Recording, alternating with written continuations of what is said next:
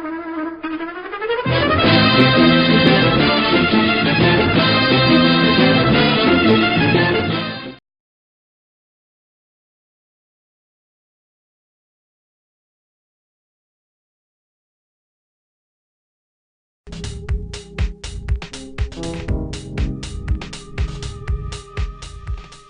am very pleased to introduce to you Sergeant Major James Shekel.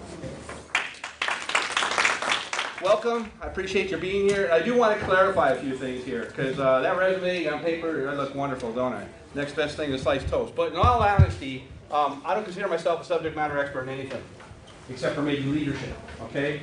I have a mission, and my mission is as follows, very simple. I was told by the secretary when I came on board, Sergeant Major, you need to do 4 things. I said, what's that, General? First thing, locate resources for veterans and their family members. The second thing he told me was, get smart on those resources out there. The third thing he said was, make those veterans and those family members smart on those things. Educate them. And the fourth thing is, Sergeant Major, I want you to refer them out.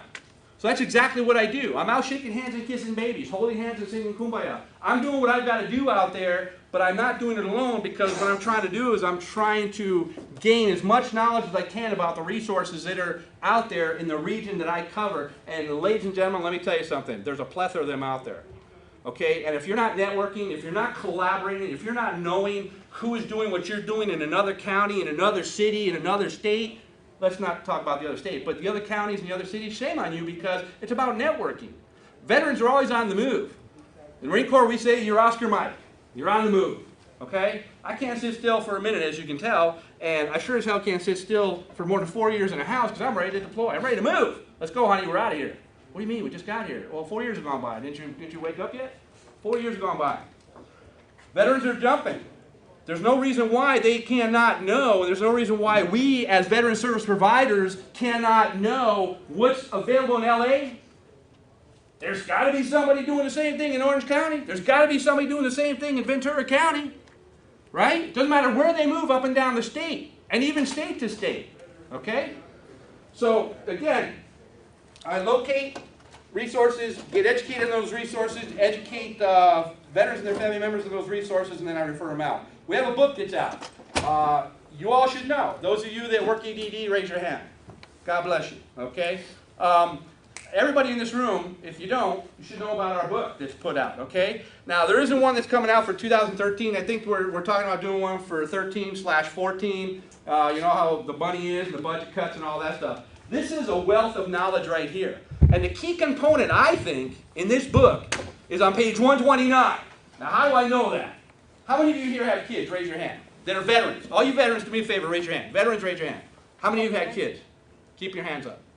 Okay, how many of you have kids you don't know about? Keep your hands up. Okay, all right.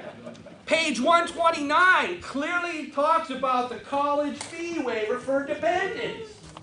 That is the number one thing that is the benefit that's out there right now. And let's understand one thing in here, okay?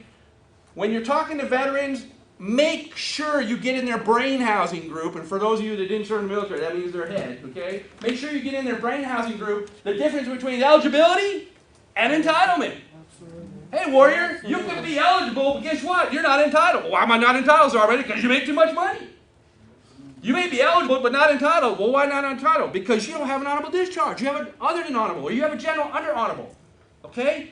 Now, there's a document that's floating around out there that I pushed out a long time ago, and I keep on sending it out as a refresher. It's called Benefits Based on Character of Discharge. It's on the street. It's very simplistic, very well set up, Barney style. Okay? And for those of you who didn't serve, Barney style, very basic, right? Any fifth grader could freaking figure it out. Okay? And basically, it tells you all the benefits that you could be eligible for, and listen to the verbiage I'm using, could be. Okay? And I really want to caution you, when you're talking to veterans and family, don't tell them you're going to get this, you're going to get that. You're more likely than not, or you could possibly get. Think about the verbiage you're using, because it should be infectious and understood, the difference between eligibility and entitlement. Okay? And me, like I said, I didn't get smart on this till my 27th year. And it took a Sergeant E5 in the Marine Corps to smack me upside the head because he asked me a question, and never in my career did I think, my wildest dream, reaching the highest rank you can reach in the Marine Corps, did I look at this warrior with the deer in the headlights look that I always get from them. Because he asked me a question, and I looked at him and gave that look and said, warrior, I have no clue what you're talking about. And a Sergeant Major in the Marine Corps, you're supposed to know everything. And I'll tell you something. I'm always wanting to be smart, and I'm always wanting to get smarter. And how do you do that? You learn from the most inexperienced and the youngest, and the oldest and most experienced. Do you not? To make you more a well-rounded individual. This veterans information stuff, it's crazy. It's crazy sick, the information that's out there. But it's a secret in the veterans community, and the only way you know about it is by what? Talking to other veterans. It's crazy. Lack of awareness is the key component here, I think. Lack of awareness is the key component of all the benefits and entitlements that one could be eligible for. Listen to the verbiage I just gave you, folks. Okay? All right. So we have a book out there. CalVet Connect is a big thing that we have out there right now. In the back of the book is one of the most important things besides on page 129. In the back of the book, and I've talked to so many veterans, I go out and I do the tour, the circuit right now at the Veteran Resource Centers at all the college campuses in Region 7 and Region 8, which is pretty much Southern California. And the first thing I ask a veteran when I'm in there going, hey, warrior, have you seen this book? Oh, yeah, Sergeant Major, I know that book like the back of my hand. Good. Tell me what's on the very last page. I call them on it. What's on the very last page? Anybody in here know what's on the very last page of those resource books? Letters from home. Anybody? Open up that book. What do you see there? It's a tear out. Reintegration. Reintegration form. Bingo. It's a postcard. Free of service. You don't even have to lick a stamp and put it in the mail. It's all set up for you. The reintegration form. That number you saw a minute ago about the 2 million, that's where we're getting our numbers from. The reintegration program. And where did it start? Operation Welcome Home. Operation Welcome Home through EDD. Shaking hands and kissing babies with the veteran community out there that's getting out. A lot of veterans don't want to fill the information out, but you should encourage them, if they get that book, because if your office needs the book, I'm the guy to get it to you. If you need a book or you need books, EDD is the place to go. They can get them for you. Okay? The last page of that book is a tear-out card. Have them fill it out and send it in. But if they don't want to do that, sit them down in front of a computer. Get on calvet.ca.gov, go to resources, and go to the part that says connect me with my benefits. Fill out the electronic version. What that does is it goes into a civic system called the California Veterans Computer System, CVCS. Okay? That's how we populate the information to know who the veterans are. Because we want to reach out and put our arms around them. I want to give them a Sergeant Major hug. I really do. Because I want them to understand, don't be like me, warrior, and think, number one, you got to wait till you retire to go after these benefits, because I did. The 27th year, when this sergeant came up to me and asked me if I ever filed a disability claim, and I looked at him and said, no, aren't I supposed to wait till I retire? He's like, no, Sergeant Major, go do it now. I got 60% of my needs. I'm like, you're kidding me. You're smoking crack. I get on the phone with Sergeant Major Mafia, all my buddies, and say, hey, I'll be the lab rat and put us go through this, but what do you guys think? Aren't we supposed to wait till we retire to do this? 27 years into it, and I'm hearing and thinking this process. So imagine all the young warriors that are out there walking around slipping through the cracks. You are the conduit to getting their benefits and entitlements, okay? Here's what the book tells you, okay? Breaks it down really good, okay? It's what it looks like. I'm sure you've all seen it in this room. Everybody in here probably knows, what a Veteran Services Office can do. And I've asked so many people, do you know where your county Veteran Services Office is? When I'm giving a yellow ribbon brief, I'm usually doing it in front of hundreds, possibly thousands of soldiers. Okay, God bless you, soldiers. Where are my soldiers? Raise your hand. All right, God bless you all, because everybody can't be a Marine. I get it. All right, I get it. I get it. All right, ain't ready for Marine yet. Army, I get it. It's okay. It's all right. That's all right. I love you all. But I'll tell you something.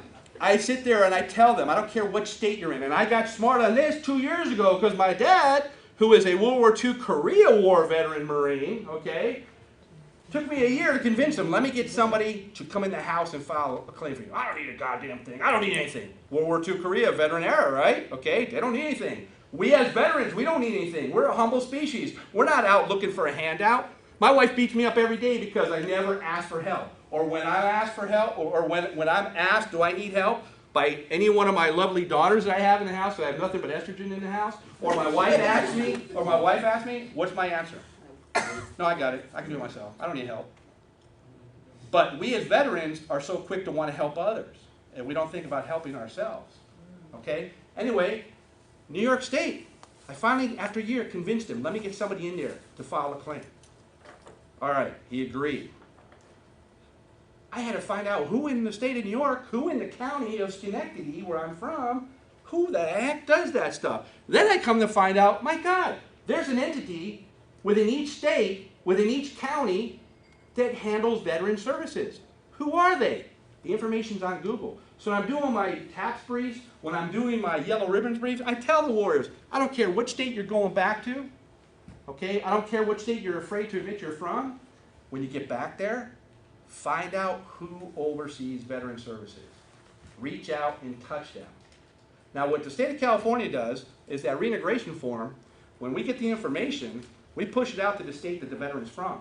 So if they're leaving here, they're thinking about moving out of here, okay, that information gets pushed to that state. And I will tell you, and I won't lay the state out, but there's one state in the United States that put a call into Sacramento and says, don't send us that information anymore. We don't need it, we don't want it. Now, if I could have, I would have reached to their phone and choked them out. Okay? So, unfortunately, that state doesn't have my backing, but how could you turn a veteran away? I don't care which state they're from. If they're fighting for your freedoms, how can you turn them away? That's a crime. All right, so, moving on.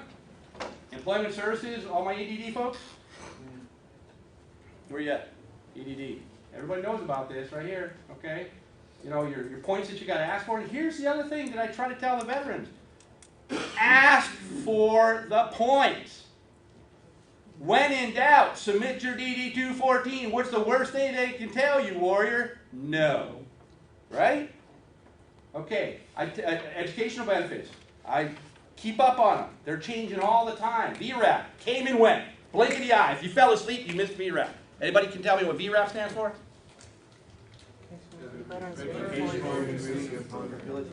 What's that? Veterans Reemployment Assistance Program, right? Okay? Veterans Reemployment Assistance Program, VRAP, right? That's going to be a test tomorrow already. Know what VRAP is. I'm just telling you. All right. So, that came and went. What was the cutoff date? March 31st. Okay? March 31st was the cutoff date to go and to get registered for VRAP. It ends March 31st, 2014. Yes, sir. I got a couple emails last week that said they extended the deadline. Negative. Read that email, because I got the same email and it started out looking like that. Didn't extend it. Roger. Didn't extend it. And I got a confirmation email this morning, because I'm very well spoken, I'm very boisterous if you haven't noticed. And as soon as I see something coming down range on that, I send it back going, reiterate, because the latest comm across the wire is that it expires on March 31st. And I got a confirmation email saying back that that was right. So March 31st of 2013 and March 31st of 2014 is the VRAP program, okay? But there's programs that come out all the time. You got to stay up on them. Change it to 9/11 happens all the time. Did you know, and this is a crime too, did you know that it's not passed to the veterans, to the military service members? While on active duty, you have to elect to transfer your 9/11 over before your discharge. Are you freaking kidding me? How many service members have served numerous combat tours, have come on orders for a year, got off, come on orders, got off, and no one's told them? How about all the retirees that have gotten out, that are retired, that didn't know this? Yep. I'm one of them. I retired and was not able to transfer my 9/11 over to my wife because nobody freaking told me, but yet I'm eligible to use it. I'm confused. If I have the benefit, why can't I transfer it over? Right? The election has to be selected while on active duty to transfer the post 9/11 over to a dependent. And one of the things I always provide guidance to, and if you want to do it, fine. If you don't, it doesn't matter to me. Before a veteran files a claim, when they come to me and say, Sergeant Major, I want to file a claim, before I refer them out to file that claim, the first thing I ask them is, or when they tell me they want to transfer their 9/11, the first thing I ask them is, did you file a claim? Well, no, Sergeant Major, I don't want to file a claim. I'm good to go. I just want to transfer my 9/11. Stop. hold off on transferring your 9/11, okay? Number one, you can't do it and make an attempt to do it because you're not on active duty, but if you do go back on active duty orders, you're going to have that opportunity to transfer your 9/11 over to your dependent. But wait, because in the state of California, if you're 0% or higher, what's the benefit? Free for the family. Free schooling for your kids, right? That has been in effect since 1935. It's not going away. You've got to be 0% rated or higher. So I tell them, hold off, lawyer. Don't waste transferring your 9/11. File the claim, wait and see what comes back. And oh, by the way, did you know that you could possibly be eligible for another educational benefit? What is it? Chapter Voc Rehab Chapter 31. And what's the rating? 20%. 20%, and in some cases it's 10%. Okay? I thought it was 30% at one time, whoever said 30%. I was rudely corrected. It's 20%, and in some cases only 10%. Okay? Hold off, because if you get the 20% or higher, warrior, you could be eligible for another educational benefit, so hold off on the transfer. Once you get that VA claim back, you get your disposition, your rating, you're golden. Now, make a reasonable decision whether you want to transfer it or not. Don't blow it and then try to get it back, because I've seen in some cases where they can't get it back. They say you can, but I've seen some cases where you can't. And oh, by the way, I've seen where there have been veterans out there that have put in, by my guidance, for a request for an extension on their Voc Rehab Chapter 31, okay? Or, excuse me, their extension on their post 9/11, because initially it's 36 months, okay? And that's what the brief is, it's 36 months on any educational benefit, up to 48 months. Well, how do you get that 48 months, Sergeant Major? 6 months before it expires, put in for that freaking extension. What's the worst thing they can say? No. Right, and I've yet to see anybody get denied the extension. So I always tell everybody to go ahead and put in for it. I'm not saying you're going to get it. I'm not saying you're not going to get it. I'm just telling you to submit for it, because there's cases out there where I've seen veterans get the 1-year extension, so they turn out getting the 48 months within post 9/11. Okay? If anybody has any other intel on that, let me know, please. Okay, there's college tuition fee waiver I told you, page 129. Okay?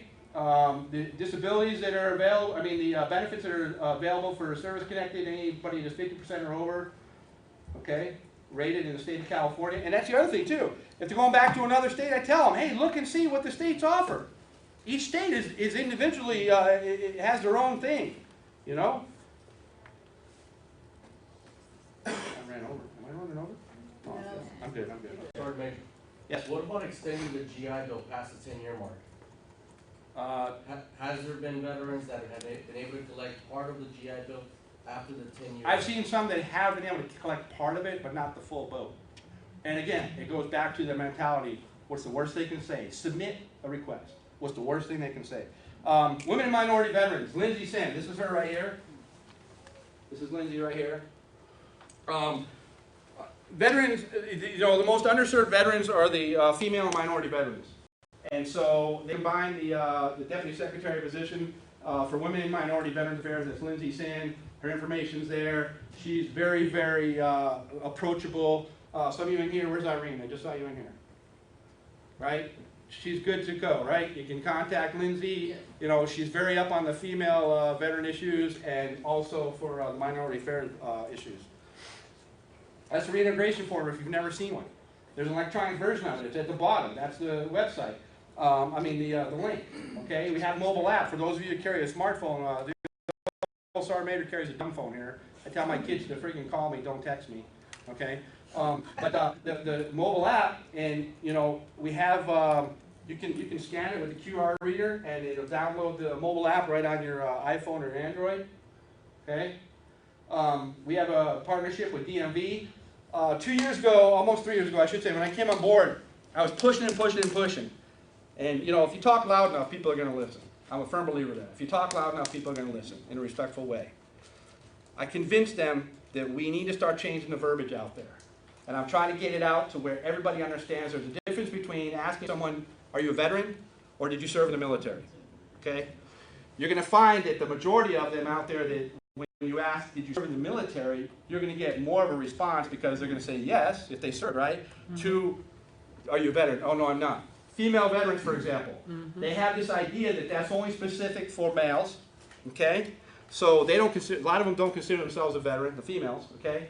And then, of course, like I said earlier, if they just served in the reserves or they never saw combat, they don't feel they're a veteran. So if you go to DMV now, number one, the question's asked, did you serve in the military? That verbiage has changed. So little by little, we're starting to get that out there. I'm trying to get it infectious in the college communities right now, both community college and the universities. At the admissions office, don't ask them if they're a veteran.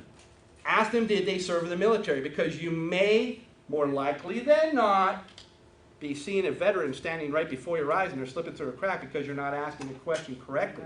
Did you serve in the military? Advice is, are you a veteran? It speaks volumes. It really does. Wow.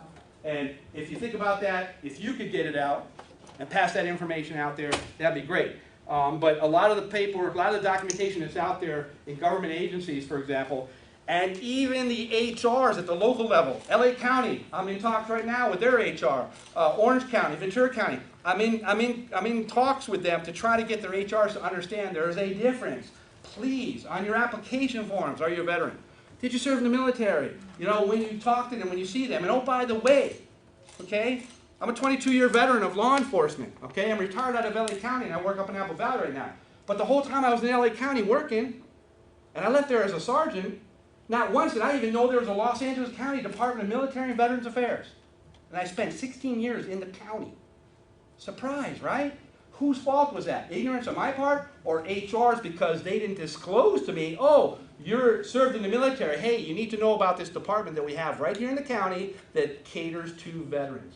Holy smokes, that just made me so much smarter, right? So I'm trying to let the HRs know out there, hey, when you get a veteran, when you get someone who served in the military that gets hired on as an employee, let them know about the county veteran services offices that are out there. Let them know what your internal individual counties or your cities or whoever you're employed by may offer for them.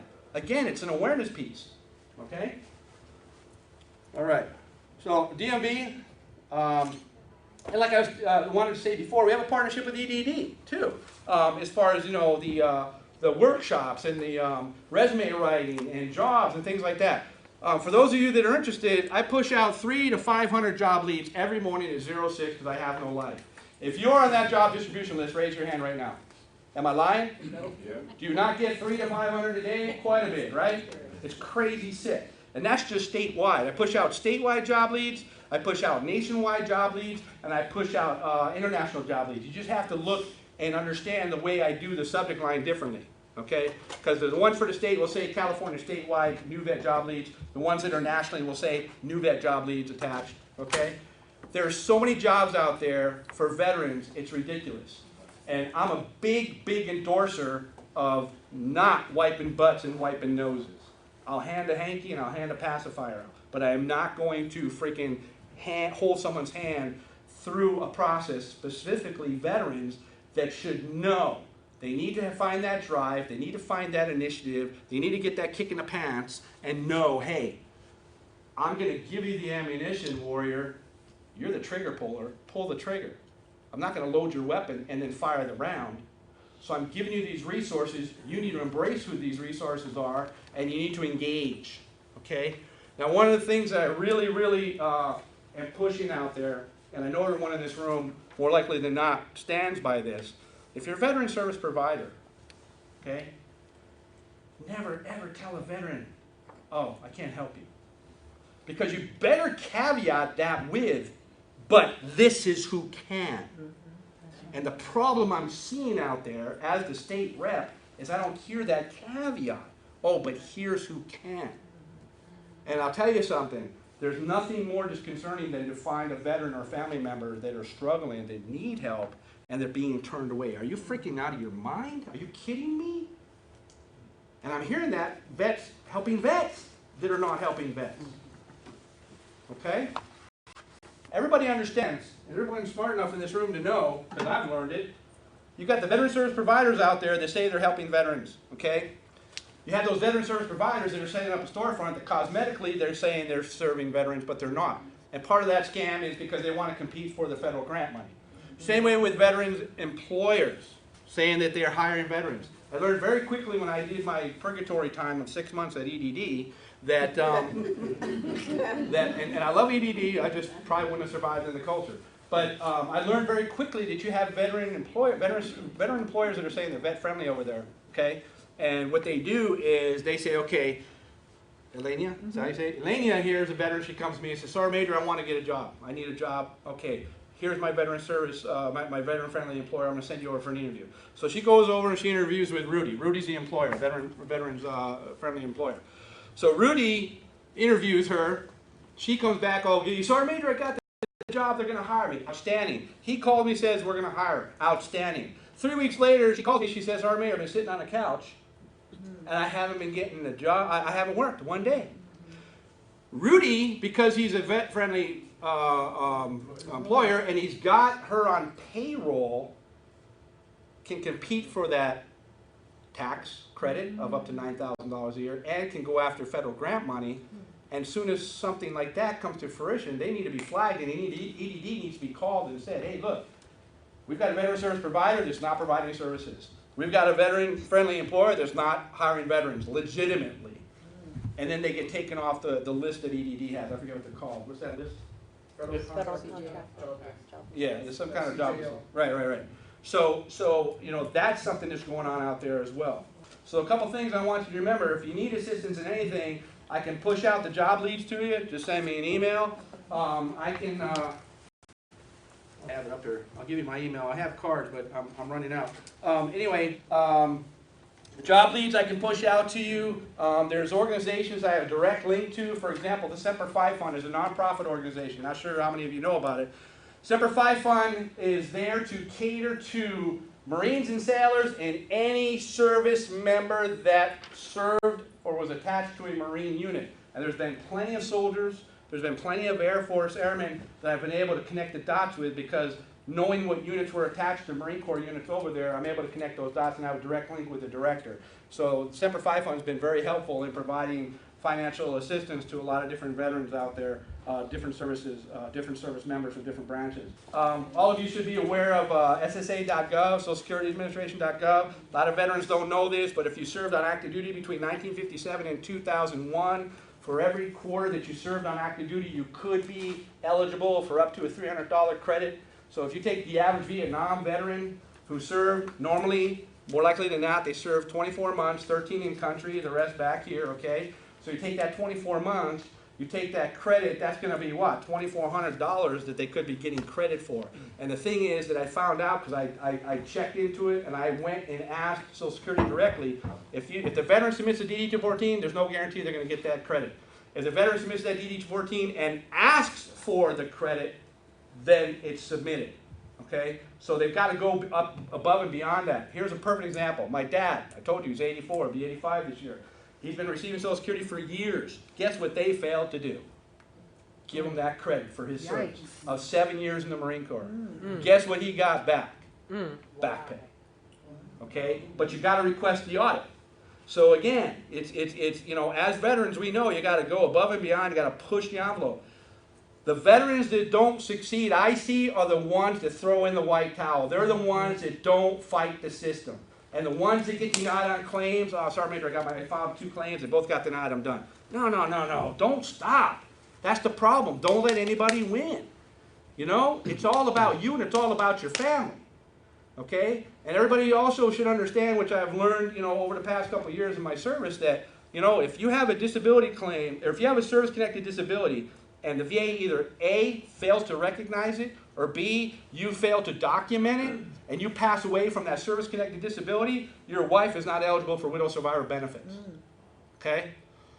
And I'm an example of that. You know, 80% disabled. I've got stuff on the hopper since 09 and stuff on the hopper from another claim I put in there since 11. I can care about getting the 90, 100%. I want the stuff documented because I know there's issues that I have that are wrong with me, that are service-connected, and I want it documented, VA. I want it documented so my wife can be taken care of if I pass away from one of those service-connected disabilities.